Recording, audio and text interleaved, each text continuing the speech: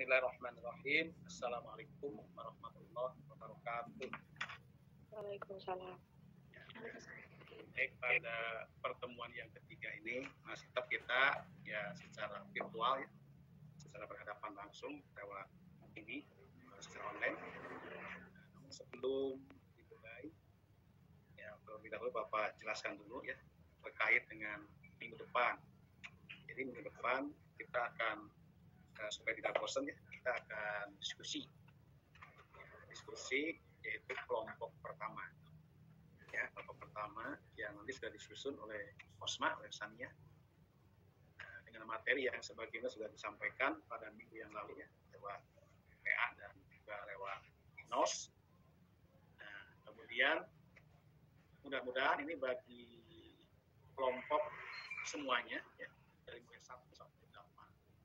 Kalau yang sudah menyelesaikan makalahnya dan PowerPoint-nya dipersilahkan ya untuk di share kepada grup ya, grup kelas D ini. Nanti Bapak akan buka jadi jika dikhususkan di kelompok kelas D. Nah, jadi ini sanianya nanti diarahkan kelompok 1 untuk tampilan minggu yang akan datang. Tapi seluruh kelompok agar mengumpulkan secara keseluruhan ya, untuk dibaca oleh semua kelas nanti ke semua kelompok. Nah itu yang pertama. Yang kedua ya barangkali kita sedikit mengupas pada pertemuan yang lalu ya. Kita sudah bicara tentang sosiologi budaya ya. Sosiologi budaya yang sudah disampaikan pada minggu yang lalu. Barangkali ada yang Anda ditanyakan lagi, barangkali setelah Anda baca PowerPoint Bapak, boleh silakan ya, 5 menit diberi kesempatan ya, untuk Anda yang ditanyakan ya. Kalau ada ya, kalau ada.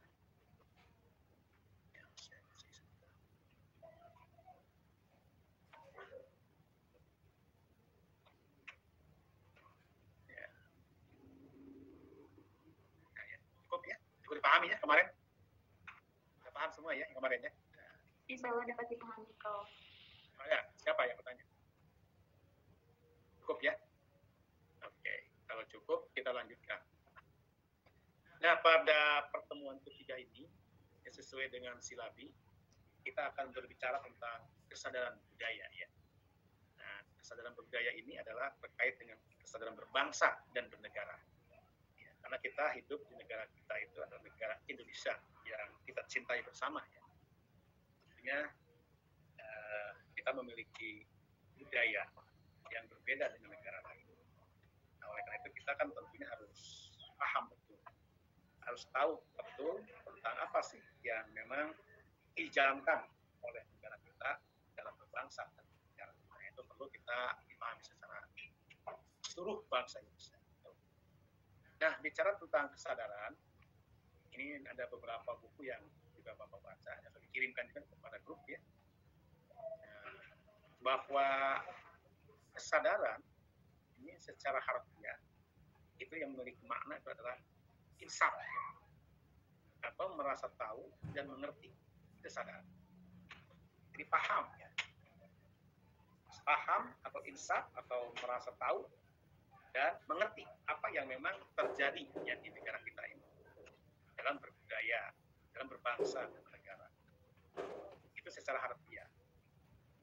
Secara istilah, bahwa kesadaran itu adalah tingkat kesiagaan individu terhadap rangsangan eksternal dan internal. Jadi eksternal itu pihak luar, internal ya dalam. Nah, dengan kata lain, kesiagaan terhadap peristiwa-peristiwa lingkungan, suasana tubuh, memori dan pikiran. Jadi dikatakan ini ada semacam kesadaran diri individu terhadap rangsangan yang datang dari luar maupun datang dari dalam secara internal. Nah, ini barangkali kalau kita memberikan contoh misalkan negara kita itu kan berdasarkan kepada Pancasila. Kan begitu. Pancasila itu adalah sebagai salah satu dasar negara yang hidup dan tumbuh di kita.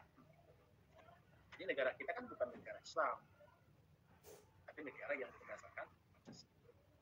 Nah, karena negara kita yang berdasarkan Pancasila, sebagai bangsa bangsa Indonesia harus sadar bahwa negara kita itu adalah negara yang bukan berdasarkan agama tertentu.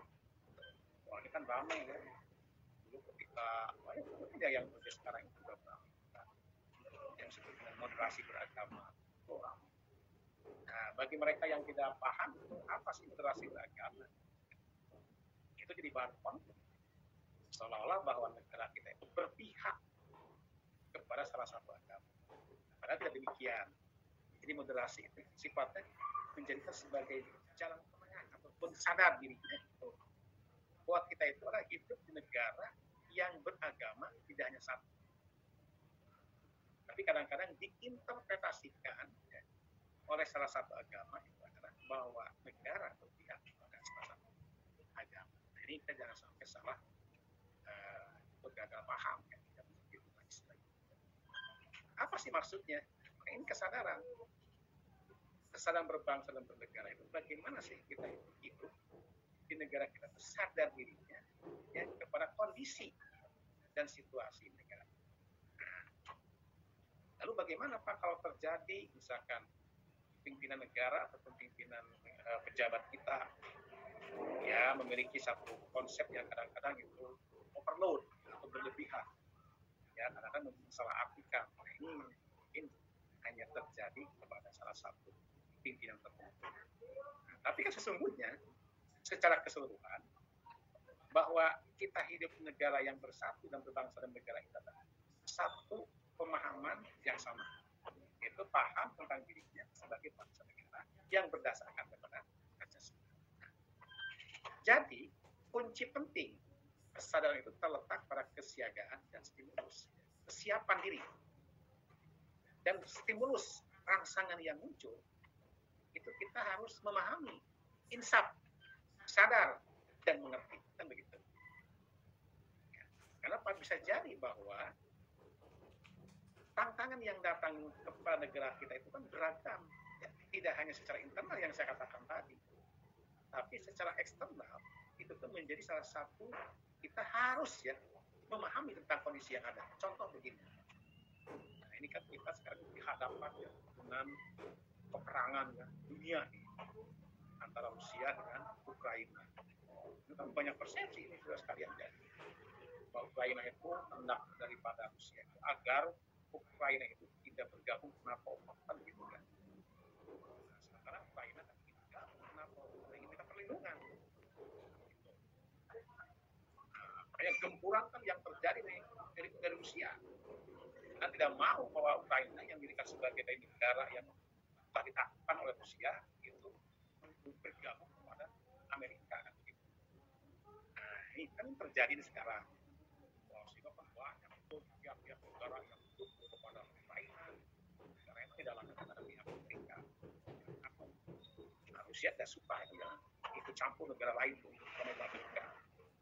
Nah, sehingga terus gempuran terjadi. Kalau misalkan Amerika mau menjaga ataupun berpihak kepada Ukraina, tunggulah saatnya begitu kan. Dunia ini akan hancur gitu, dengan senjata itu ya, nuklir yang dimiliki oleh Rusia.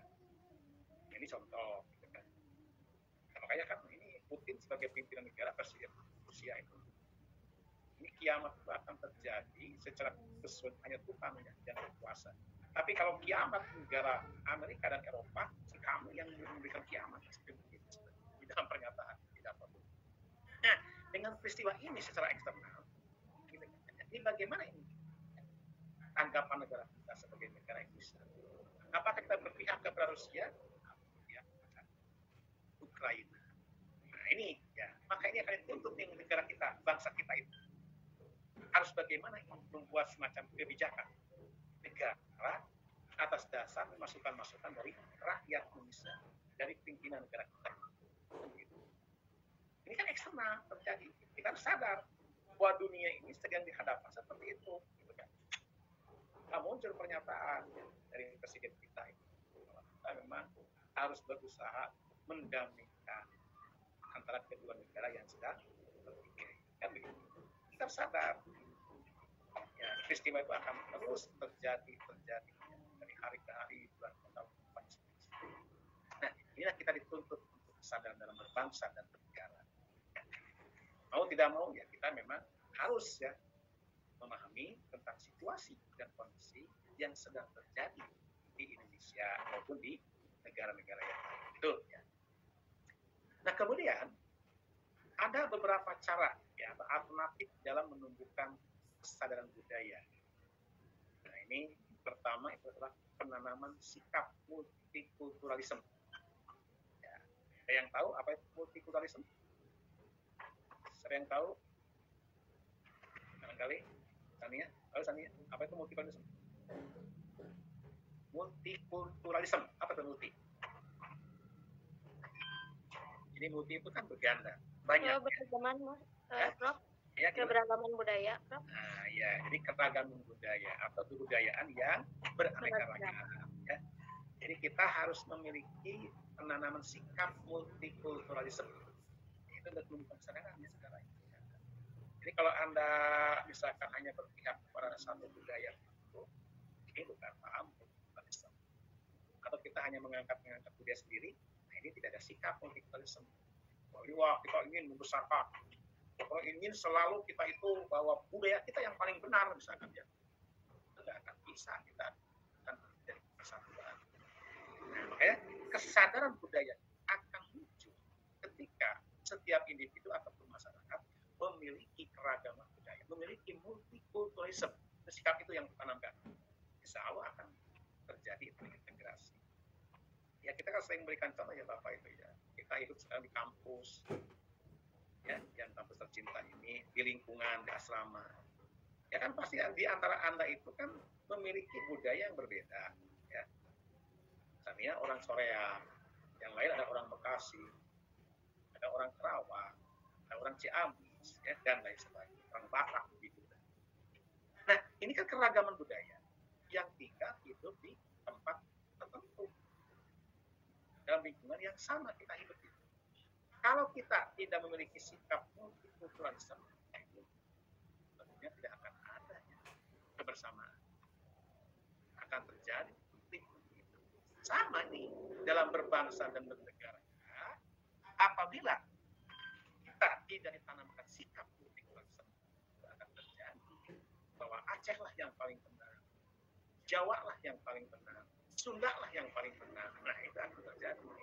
Makanya kesadaran budaya akan bisa ditumbuhkan apabila kita semua memiliki sikap multikulturalisme. Paham ya? Jadi boleh Anda bertanya, nggak apa-apa sambil jalan. Yang kedua, sosialisasi budaya melalui lembaga pendidikan. Ada yang mengerti nggak ini? Sosialisasi budaya melalui lembaga pendidikan. Siapa yang bisa menjelaskan ini? Nah, tolong, ada yang bisa? Izin menjawab, Prof. Oke, coba silakan. Siapa Nuni ya? Iya. Oke, Nuni gimana Nuni maksudnya? Mungkin menurut saya yang saya tangkap itu kayak memperkenalkan budaya melalui lembaga pendidikan. Misalkan ada pelajaran-pelajaran, ada mata pelajaran yang menjelaskan atau yang membahas tentang budaya itu sendiri, begitu, Prof. Ya, betul ya. Bagus. Nah, ini saya sengaja latih mana ya biar bagus. Jadi memang seperti itu yang disampaikan. Jadi ini kita memang di negara kita itu kan sudah mulai ya lembaga diarahkan bagaimana itu supaya anak didik ataupun mahasiswa itu memang betul-betul paham bahwa pendidikan yang sedang kita digalakan itu adalah pendidikan yang berbasis misalkan agama misalkan ya, yang berbasis kepada nasionalisme. Ini kan ada sebenarnya. Ya kayak misalkan di Kementerian Agama kan ada pendidikan dini, usia dini. Apa sih yang diajarkan? Budaya apa sih? Oh, budaya santun. Anak kepada guru, anak kepada orang tua, gitu kan. Itulah sosialisasi budaya. Jadi budaya yang kita miliki, misalnya itu diajarkan di sekolah-sekolah. Sama mungkin di dunia mahasiswa juga.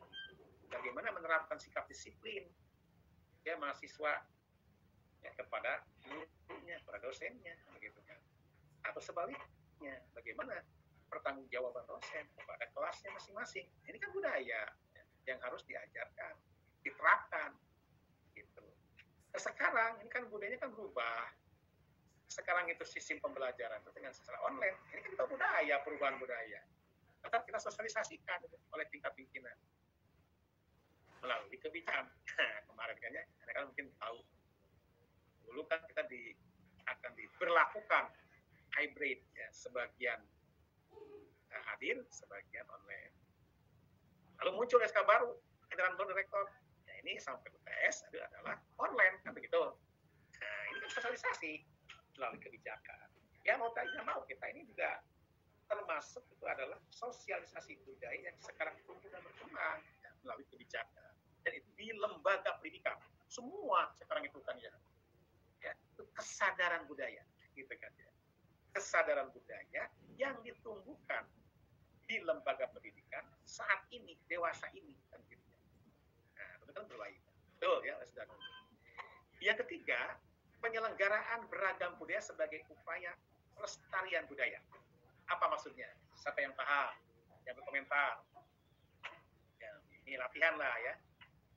Barangkali Rida, Ardiana, Ardina. Seperti menurut saya menyelenggarakan festival budaya seperti itu, Prof. Nah, terus cukup. Ya. Oke, itu salah satunya ya. Jadi penyelenggaraan beragam budaya itu seluruh budaya yang ada di negara kita, di lingkungan kita itu memang harus dijaga. Gitu ya, dijaga oleh semua pihak. Begitu. Jangan sampai dipersalahkan. Nah, kecuali pada hari kemarin ada yang bertanya, Pak, gimana Pak? Kalau lingkungan kamu itu ada tradisi yang tumbuh dan berkembang, itu adalah dianggap oleh kita itu adalah tradisi yang berlebihan, tradisi yang bertentangan dengan ajaran kita. Nah, gitu kan. Nah, itu seperti itu. Kita sebagai misalkan orang sebagai sosiolog yang belajar itu, kita harus ya, budaya yang bertentangan dengan ajaran perlu kita diadakan semacam terapi atau perubahan perbaikan. Nah, dulu bagaimana ini perbaikannya? Nah, ini maka ini salah satunya adalah melalui sosialisasi budaya melalui lembaga pendidikan sejak anak didiknya, melalui anak didiknya. Kalau misalkan kepada orang tua itu mungkin sudah jadi keyakinan yang sulit kadang-kadang. Nah, jadi kembali kepada ini, pelestarian budaya itu adalah kita bagaimana mempertahankan budaya yang bagus. Misalkan ya, contohnya ini di lingkungan kita. Di lingkungan kita itu kan ada budaya siskambing umpamanya. Ada budaya kerja bakti atau Jumat bersih, ya. Umpama nih, ada pengajian rutin agama misalkan. Atau ada budaya-budaya yang memang tumbuh di lingkungan itu, budaya yang bisa menjaga kelestarian lingkungan. Nah, dulu saya pernah mencontoh ya. Di Majalengka kalau tidak salah itu ataupun di Indramayu ada satu tempat. Tempat itu tidak boleh didatangi oleh warganya untuk mengambil ikan di sana itu.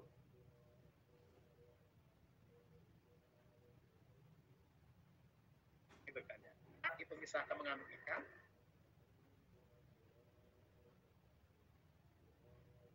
mungkin 2-3 hari akan sakit. Jadi kepercayaan ya. Sebetulnya itu larangan untuk mengambil ikan itu maksudnya bahwa lingkungan tersebut harus terjaga kebersihannya karena airnya sangat digunakan untuk air minum warga masyarakat lingkungan gitu. Nah, ini kan pelestarian budaya gitu. Jadi kita harus dijaga. Nah, hal seperti itu maka penyelenggaraan beragam budaya yang tumbuh di situ harus dijaga oleh kita semua sepanjang ya, budaya itu adalah memberikan nilai-nilai positif bagi lingkungan sekitar. Banyak tentang itu ya. Ada juga tuh yang misalkan di daerah apa tuh ya kalau tidak salah itu di satu hutan ya. Ada satu hutan itu tidak boleh itu. Hutan itu misalkan ditebang pohon-pohonnya. Larangan. Apa maksudnya? Karena kalau ditebang pohon-pohonnya khawatir akan terjadi erosi kan begitu. Ini akan terjadi seperti itu, kekhawatiran. Nah, jadi kira-kira bahwa ada satu tradisi masyarakat yang membawa dampak positif, maka itu perlu dilestarikan. Itu ya. Oke, terus. Yang keempat, mencintai dan menjaga budaya yang dimiliki. Apa maksudnya? Siapa yang ini coba? Neng ini coba Neng. Najwa. Gimana Najwa maksudnya? Baik Pak, mungkin kan dari yang sebelumnya itu penyelenggaraan yang itu kan untuk memperkenalkan budaya tersebut dan agar tetap bertahan gitu Pak. Jadi dengan memperkenalkan kepada orang juga menampilkan budaya tersebut, jadi kita bisa mencintai dan mengetahui budaya yang kita miliki gitu Pak. Oke, bagus ya. Nah itu yang disebut cinta itu kan berarti kita harus rasa memiliki ya. Nah kalau kita merasa memiliki, itu akan lestarikan, gitu kan? Artinya begini, ya, mencintai dan menjaga budaya yang dimiliki. Nah jangan sampai nih budaya kita itu yang sejak nenek moyang itu hangus dengan sendirinya. Karena ada kasus kemarin, ya. Ini Reog Ponorogo yang diambil alih oleh mana? Oleh siapa? Negara mana? Oleh Malaysia. Nah itu ya. Kemudian juga beberapa budaya lain seperti ini. Ya. Nah, tari Reog Ponorogo, lagu Soleram dari Riau oleh pemerintah Malaysia, tari kuda lumping di Jawa Timur diambil diakui oleh Malaysia. Produk berbahan rempah-rempah dan obat asing bisa oleh Seychelles dan negara yang lain. Nah ini ada kekhawatiran kalau budaya yang bagus ini kemudian kita tidak dicintai, tidak dilestarikan, akan diambil alih oleh yang lain, ya, ke negara lain. Kita akan marah kan. Nah, ini budaya kita ini, warisan leluhur. Tari kuda lumping itu budaya orang Jawa Timur. Kenapa diakui oleh Malaysia? Nah, gitu kan ya. Nah itu kenapa? Akibat masyarakat itu tidak mencintai dan kurang melestarikan budaya tersebut. Kalau memang budaya itu memberikan positif, ya, jadikan tradisi yang memang menjadikan alat mengintegrasi kepada masyarakat lingkungan, kenapa tidak dikembangkan, dilestarikan budaya tersebut? Nah, begitu. Nah, kecuali tadi, kalau ada budaya yang menyimpang, dengan adanya ya kita wajib sedikit demi sedikit itu dieliminasi atau diberi pemahaman ke masyarakatnya. Tapi kalau memang budaya tersebut itu sepanjang bisa memberikan media untuk integrasi kepada masyarakatnya, nah kenapa tidak kita wajib itu dilestarikan. Nah ini makanya merasa perlu kan tari reog itu perlu diambil alih oleh Malaysia, itu bagus. Jadi nggak akan masyarakat itu berintegrasi dalam lingkungan. Itu maksudnya ya. Oke. Kemudian lanjut. Ya ini sudah cara ini alternatif ya menumbuhkan tentang kesadaran budaya. Ini seperti yang kami contohkan. Apa sih dampaknya? Kalau misalkan tadi beberapa alternatif kita tidak ditumbuhkan, apa dampaknya? Ya dampaknya akan punah dengan tidak diteruskannya kepada generasi muda. Ini akan berdampak hilang. Ya. Nilai dengan sendirinya. Hilang dengan sendirinya. Akibat apa? Akibat tadi. Nah, ini ada beberapa contoh tadi. Reog Ponorogo, ya, produk rempah-rempah, kuda lumping, lagu Soleram, dan sebagainya.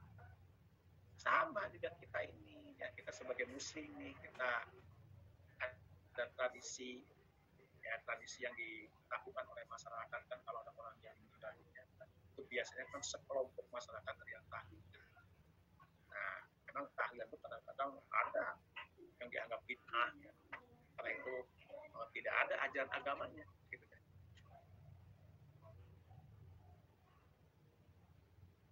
Tetapi kalau memang tahlilan itu akan memberikan dampak positif kepada keluarga yang meninggal dunia, gitu kan. Ya, contoh, ya, kan saya belum ibarat kepada tahlil boleh, gitu ya. Tapi kalau memang tahlilan membawa madarat kepada kita, ya jangan. Ya, jangan. Misalkan wah ini ahli warisnya keberatan untuk melaksanakan miskin, nggak ada untuk nyuguhan, itu jangan. Ya. Padahal sesungguhnya kan tali itu hanya sifatan memberikan kehangatan kepada Allah, doa bersama, memberikan kesan. Karena kita pun akan sama akan meninggal seperti itu. Kan begitu. Nah kalau itu akan memberikan tentang dampak positif pada keluarga dan lingkungan, ya kita tidak dilaksanakan umpamanya. Tapi kalau memberikan madarat karena kita nggak punya uang, nggak punya apa, jangan juga. memang tidak wajib juga sih. Itu kan salah satunya budaya. Ada juga budaya lain ya yang tumbuh di negara di orang, di pemahaman orang, misalkan ya kan ada acara hajat pernikahan. Oh, kan di orang kan beda dengan di Arab. Ya, kalau nikah itu kan wah mengundang itu bukan hanya keluarga besar, tapi kadang-kadang tuh mengundang teman, mengundang teman kerja, ya. Kemudian kalau diundang suku masyarakat dan siapa yang akan undang, itu kan budaya.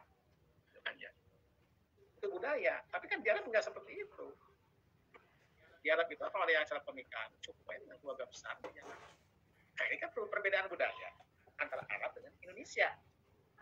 Tapi Anda nanti kalau nikah dengan orang Arab, umpamanya, yang diundang itu hanya keluarga besar saja, keluarga laki-laki dan keluarga perempuan. Paling sekitar 20 orang, 30 orang, paling banyak. Tapi di kita kan, kalau nanti Anda nih, ya, misalnya kalau nikah, wah, itu pasti diundang. Teman sekelas diundang, ada yang di Bekasi, ada yang di Jogja, di Batak. Ya, teman kan, nggak mungkin dosen diundang. Ya, kerja mungkin teman-teman dengan dosen dan sebagainya. Nah, itu kan budaya kita. Apakah budaya seperti itu jelek?